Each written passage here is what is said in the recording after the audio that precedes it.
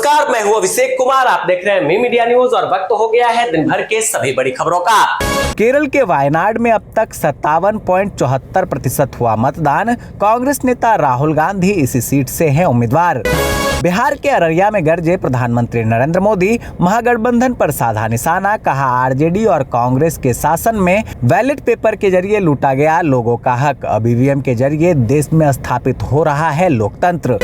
दूसरे चरण की 88 लोकसभा सीटों पर वोटिंग हुई संपन्न, कहीं 70 तो कहीं 50% तक रहा मतदान। 4 जून को होगा 1202 उम्मीदवार के भाग्य का फैसला। बिहार के दरभंगा में बारात की आतिशबाजी के कारण एक घर में आग लग गई। इस घटना में 6 लोगों की जान चली गई है। प्रधानमंत्री नरेंद्र मोदी ने इटली की पीएम जॉर्जिया मेलोनी से बीती रात बात की है, जहां मेलोनी ने जून में होने वाले G7 शिखर सम्मेलन के लिए पीएम मोदी को आमंत्रित किया है। मोदी ने इसके लिए मेलोनी को धन्यवाद भी दिया है। सुप्रीम कोर्ट के न्यायाधीश दीपांकर दत्ता ने कहा कि ऐसा प्रतीत होता है कि हर संभव मोर्चे पर भारत की प्रगति को बदनाम करने, कम करने और उसे कमजोर करने की कोशिश की जा रही है और ऐसी किसी भी कोशिश को शुरू में ही रोकना होगा। न्यायमूर्ति दीपांकर दत्ता सुप्रीम कोर्ट की उस पीठ में शामिल थे जिन्होंने ईवीएम के जरिए डाले गए वोट का वोटर वेरिएबल पेपर ऑडिट के साथ 100% मिलान की मांग वाली याचिका को खारिज कर दिया था। इस पीठ में न्यायमूर्ति दीपांकर दत्ता के साथ न्यायमूर्ति राजीव खन्ना भी शामिल थे। इस पीठ में न्यायमूर्ति दीपांकर दत्ता के साथ न्यायमूर्ति राजीव खन्ना भी शामिल थे। संसद भवन की सुरक्षा को लेकर एनएसजी ने की मॉक ड्रिल, हेलीकॉप्टर से करवाया गया संसद भवन का एयर सर्वे।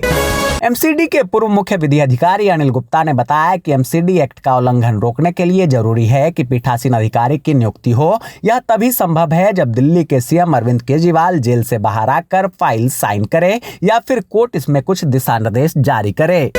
पंजाब के तरनतारन में चाइनीज ड्रोन बरामद किया गया है, जहां रात लगभग 10:15 पर सैनिकों ने तरनतारन जिले के खेमकरण गांव से सटे एक खेत में टूटी हुई हालत में एक ड्रोन को सफलतापूर्वक बरामद किया। इससे पहले बुधवार को भी ऐसा ही एक ड्रोन बरामद किया गया था।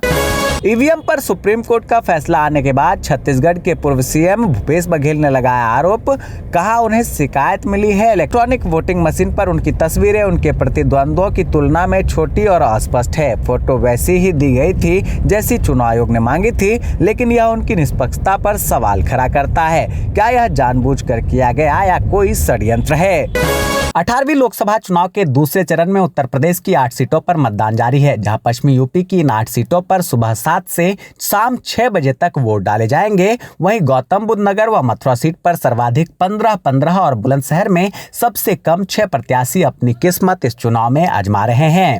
किसान सम्मान निधि के तहत अब तक बिहार के एक जिले में 2,96,475 किसान चयन किए गए हैं। इनमें 2,78,145 किसानों का ई-केवाईसी हो पाया है, जबकि 18,330 किसानों का अब तक ई-केवाईसी नहीं हो पाया है। झारखंड में चुनाव आयोग ने दूसरे चरण की 3 सीटें कोडरमा, चतरा, हजारीबाग पर चुनाव की अधिसूचना जारी कर दी है। अधिसूचना जारी होते ही नामांकन प्रक्रिया भी शुरू हो गई है। उम्मीदवार 3 मई तक नामांकन दाखिल कर पाएंगे। लोकसभा चुनाव के दूसरे चरण के चुनाव के तहत आज छत्तीसगढ़ की 3 लोकसभा सीटों पर मतदान संपन्न हुआ, जहां दूसरे चरण में छत्तीसगढ़ की जिन 3 लोकसभा सीट पर वोटिंग हुई उनमें राजनांदगांव, महासमुंद और कांकेर लोकसभा सीट शामिल है। छत्तीसगढ़ में दूसरे चरण के चुनाव में कुल 41 प्रत्याशी चुनावी मैदान में है।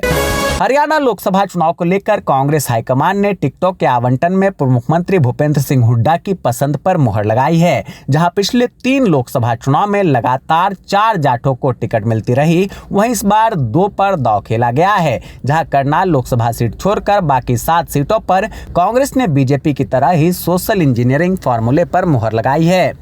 4 धाम यात्रा के लिए अब उत्तराखंड में तैयारियां आखिरी पड़ाव पर है। यात्रा को लेकर सुरक्षा व्यवस्था के साथ साथ श्रद्धालुओं की सुविधा का ध्यान रखा जा रहा है। जहां गुरुवार को 4 धाम की यात्रा की तैयारी को लेकर एक बैठक हुई। इस बैठक में अपर पुलिस महानिदेशक अपराध एवं कानून व्यवस्था AP आयुष्मान ने अधिकारियों को आवश्यक दिशा निर्देश जारी किए।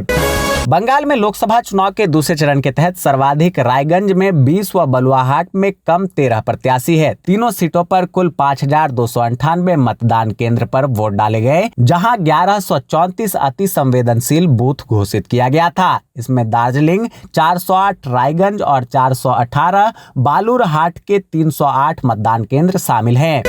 सलमान खान के घर के बाहर हुई फायरिंग मामले में मुंबई की एक अदालत ने पंजाब से गिरफ्तार 2 आरोपियों को 30 अप्रैल तक पुलिस हिरासत में भेज दिया है। इन आरोपियों ने शूटर्स को हथियार और कारतूस उपलब्ध कराए थे।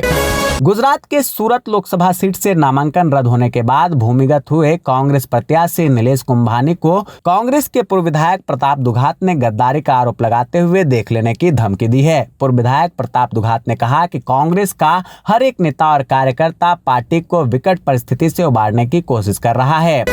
मध्य प्रदेश में 2 कांग्रेसी दिग्गज सहानुभूति कार्ड खेलकर मतदाताओं को अपने पक्ष में करने का प्रयास कर रहे हैं। जहां कमलनाथ ने छिंदवाड़ा में अपने पुराने संबंधों का हवाला देकर पुत्र नकुलनाथ के लिए वोट मांगा, वहीं पूर्व मुख्यमंत्री दिग्विजय सिंह भी राजगढ़ के मतदाताओं से भावुक अपील कर रहे हैं। साथ ही भाजपा भी उन्हें घेरने का कोई मौका नहीं छोड़ रही है। राष्ट्रपति द्रौपदी मुर्मू जल्द शिमला आ रही है, जहां 4 मई को राष्ट्रपति शिमला के साथ लगते जुबलहट्टी एयरपोर्ट पर उतरेंगी। यहां से छड़ाबड़ा तक वह सड़क मार्ग से जाएंगी। बता दें कि पहली बार किसी राष्ट्रपति द्वारा शिमला आने के बाद इतना लंबा सड़क मार्ग का प्रयोग किया जाना है। जम्मू कश्मीर के त्राल के दादसरा में बीते रात एक स्थानीय मंदिर और मस्जिद को क्षतिग्रस्त कर अपमानित किया गया है। इस मामले को लेकर पुलिस अलर्ट मोड पर आ गई है। पुलिस ने आरोपियों की गिरफ्तारी के लिए तलाशी अभियान भी शुरू कर दिया है। राजस्थान में फोन टैपिंग का मुद्दा अब गरमा रहा है, जहां राज्य की भजनलाल शर्मा सरकार ने गहलोत सरकार के कार्यकाल में हुए टेलीफोन टैप प्रकरण की जांच करवाने की तैयारी की है। ये जानकारी मांगी गई है कि गहलोत सरकार में किसके निर्देश पर टेलीफोन टैप हुए थे। जी हाँ दोस्तों, मैं देख पा रहा हूँ कि आप में से अधिकतर लोगों ने इस वीडियो को लाइक किया है, कमेंट कर अपनी प्रतिक्रिया दी है और इसे शेयर भी किया है, लेकिन बहुत से लोग अभी भी बाकी हैं, इसलिए उनसे भी रिक्वेस्ट है कि प्लीज वे वीडियो को लाइक कर दे, कमेंट कर अपनी प्रतिक्रिया दे और इसे शेयर जरूर कर दे। दोस्तों, ये थी दिन भर की बड़ी खबरें। ऐसे ही खबरों से अपडेट रहने के लिए चैनल पर नए हैं तो अभी चैनल को सब्सक्राइब करें, नोटिफिकेशन बेल के ऑल ऑप्शन को दबा दें, वीडियो को लाइक और ज्यादा से ज्यादा शेयर करें, ताकि देश और दुनिया की तमाम खबरों से आप और आपके जानने वाले रह सके अपडेट।